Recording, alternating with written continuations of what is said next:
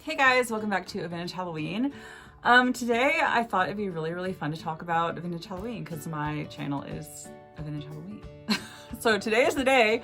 I thought I would start with one of my favorite things to collect, which is vintage Halloween die cuts. And okay, so what is a die cut? For people that don't know, a die cut is anything that's made out of paper. So any type of paper ephemera that is made, it can be sort of like think of like a hard cardboard, right? This type of cardboard. So that is a die cut. And these were used primarily to decorate your wall, decorate your windows, just have some cute little festivities for Halloween. So I wanted to go over some of my favorite ones.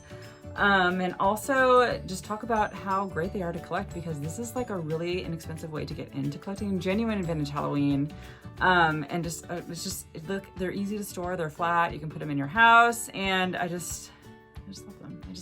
They're dear to my heart. They're the first thing I started collecting. I think it was maybe like 2010. I've shared this before, but for y'all that are new here or don't know, I started collecting vintage Halloween in 2009. I was in like a bookstore, one of the big box bookstores. I found an old like antique guidebook, and I think it was from 2009, and it had like 5 pages of vintage Halloween in it. And I thought, oh my gosh, like this is amazing. I need to collect this stuff because it is so cool. And also die cuts can start around $20, so they're really inexpensive. So before we get into the die cuts themselves, I have 2 guidebooks that are my favorite. The first one is called Vintage Halloween Collectibles, and it is by Mark Ledenbach, and he is actually an expert on like genuine vintage Halloween. So he is a good one. I think he has a website as well. So this is a good one to find. This came out in 2007, I think. I think he has a couple of newer editions. This is Halloween in America by Stuart Schneider, and this one has different things than the other one. Like this one has like also costumes in it and things like that. They're just really fun to like go through and oogle, of course, because we love Halloween, but also to sort of see what's out there and see like what you might like to collect. So those are fun to work with. They also will give you a price point to work with on certain die cuts and just anything you want to collect. These are of course outdated. I'm not an expert in this in any way, disclaimer. Also, we have inflation, so my estimates for the prices could be just wild, not even accurate. I don't even know, but they should not, of course, not surpass $100 if they're small. So keep that in mind. So my favorite ones, these are just a smattering of my favorites. This one, of course, is the one we already saw, and this is from the 50s. Look at that cute little JOL. And this was actually originally a candy container. So this was the front, and then it had just a piece of cardboard in the middle to hold the candy, and then the back was the same. So it was double-sided. It is just so cute, y'all. Like, look at that little face. Just so adorable. And I love the 50s as a time period for die cuts, because the 1950s is when things started to get really cute, because Halloween was more geared towards children then and trick-or-treating, and before, like in the the earlier part of the century, it was more towards geared towards adults, and so it was a lot scarier imagery. So that's a way to determine if your vintage die cut is from the mid 20th century or later, because it'll be happier and more child-oriented, more joyful, and the earlier pieces are always scarier with the imagery, so that's good to know. So yeah, I would say this is probably like maybe $25, $35. I'm not sure the maker on this one. If y'all know, let me know in the comments. But he is so cute. Another one. This one I cannot find, y'all. I cannot find where this cat is from. He is so adorable. Look at that cute baby. Oh, I wonder if he was also similar to this one, and that he was, also a candy container. Possible. He looks like he's from the 50s to me. 50s, 60s, but look at that little face. I just love the personality of the vintage pieces. They're so unique, so interesting. The graphics are always so eye-catching and so fun. And so I love also putting these on shelves, just like having them on the mantle for Halloween, or just, having them, of course, in my office, which is year-round Halloween. So those are always fun. The next piece is a Laura's piece. It's also Bystel. I think like Laura's worked for Bystel or something like that. I don't know. But this is one of the more well-known pieces. And this one is embossed. So embossed means it has like texture to it. You can see how it's embossed.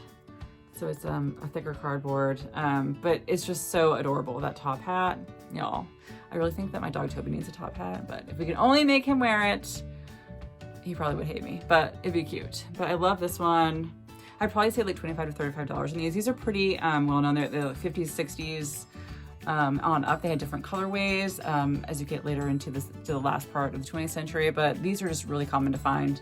But I love them. So, and it has 5 cents in the back. It was originally 5 cents. So cute. So cute. Okay, so the next two pieces, this was like one of those like holy grail moments when you're in the thrift store and you're like, I cannot believe that I just found that. So this is the first thing that I found. It was a 2-pack of 2 die cuts for $35. This Bystel skeleton. He is so stinking cute. Look at that face. He's embossed as well.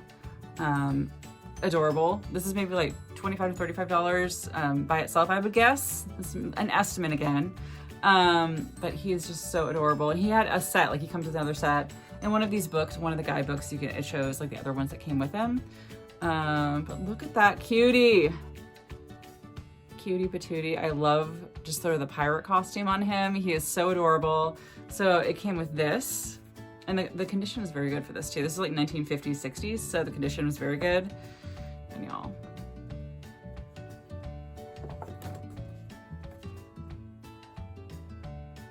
I screeched in the store. Both of these together for $35. This one's probably worth maybe like $65, $75 would be my estimate. These came out in 1945. This is also a Bystel articulated JOL man. Again, they continue to make them, so I'm not really sure how old this one is. Definitely vintage, but look at the condition. It's so good. It was one of those moments where I was just like, the Halloween gods are shining down today. Because look at this beautiful boy. And I love it. It just adds so much, to your space. And also they can be stored flat too, so they're not gonna take up a lot of space. So that was my vintage Halloween find of the thrift store. I think this was maybe like 2012. I found them in a thrift store. I freaked. I have yet to find more die cuts of this caliber in the thrift store, but I still look continually. A lot of what I found in the offices from the thrift store, so you can find really cool stuff there if you keep looking. Another thing that's really cute are these whirl games. This one is probably from the 50s. It's also by Bystel, and it was sort of like one of those cute dare games, like you spin the little arrow, and then it says walk a straight line to the end, never slip or descend, leap like a frog, give a croak. It was sort of like a fun, happy sort of dare game, and the dares are all cute and like innocent, and then you leap like a frog, that type of thing. But it's so cute. So I'm saying like $55, $65 maybe on this. That's where the price point was in these books. I don't know, it could be crazy now. Y'all definitely need to research, but it is just so cute. And look at the different little faces just around the arrow, the spinning arrow. So cute. I'm in love with the graphics. Condition wise, it depends upon what you guys like. If you like things that are in mint condition, if you don't mind if they're more beaten up. I don't mind if they're beaten up personally, because I like the character it gives it, because you know that it's old, you know it's vintage Halloween, so it doesn't bother me. So it's also cheaper the more beat up they are. So that's one thing. But so the company Bystel basically started, I guess, at the turn of the 20th century, and they are still around. So all of these are made by Bystel. You can find reproductions on Amazon. What I actually did for my nephews this year, so my nephews are 12 and 13. And for Christmas, I gave them my prints, because I'm a Halloween artist, Halloween Hill Studio, shameless plug. That's where I am on Instagram. But so I gave them some of my own art, and then I gave them some Bystel die cuts that I ordered off Amazon. And you can buy like a 12-pack of these for like $13. But these are just reproductions of, their old die cuts. I think these are from the 30s maybe. So I gave them each like a little witch and like a little star and moon, and they also came a witch riding a broomstick, the same type of witch. So that was super cute. So my nephews got their first die cuts for Christmas. Of course, I'm the weird aunt who gives Halloween for Christmas, but they're used to me by now, so it doesn't matter. But anyway, so that is just sort of a smattering of sort of my favorite vintage die cuts, and it's just a thing I just love to collect. They're so fun to collect. You can find them from any decade. I also have some from the 1980s that are so cute, because that's when I grew up. I was born in 81, so it's like my era was like the 80s and 90s, and so I can find a lot of things. You can find them on Etsy, you can find them on eBay, you can find them in antique stores, antique malls, antique shows, you name it. It's just a really fun thing to collect, and also really inexpensive comparatively speaking, because a lot of the, paper pulp JOLs, those things could be hundreds of dollars now. Like, it's just that those are more expensive. So if you're trying to find something sort of, really inexpensive, just a way to get in the door, I think die cuts are a great first step to start with, because they're just cute and small, and you can put them everywhere. Boop. But yeah, so I have like a whole flat file of these, especially some of the newer ones from the 80s and 90s. And I have no idea where they are. I have bins of Halloween stored, so I'm gonna try and find those. And when I find those, we can do part 2 and I'll show you guys those die cuts. But yeah, that's my sort of intro to die cuts. Again, I'm not an expert on this by any means. If you have more accurate pricing, let me know in the comments. Also, if you know who made this little cutie patootie, let me know in the comments as well, because I cannot find him in any guidebooks or anything. So yeah, happy Halloween die cut hunting, and let me know what you find. You can find me on Instagram, The Halloween Collector. You can also find me in Halloween Hill Studio on Instagram, or just give me a comment below and let me know what you guys have found. But yeah, so thanks for joining me and happy hunting.